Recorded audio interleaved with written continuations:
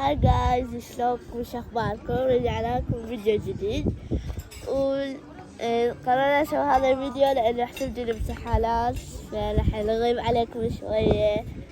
اسفين لانه بدأت الامتحانات راح تبدي.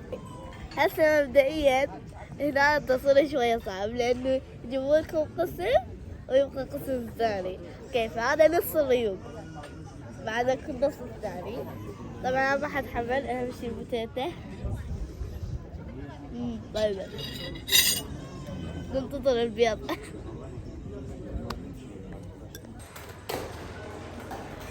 اوكي، طبعا فرحانة بحلوائي بالتايرات. متهسب والله خلصنا غيوب وتمنع والحمد لله. راح نفطر. طبعا هذي الصور هو المطعم القديم هذا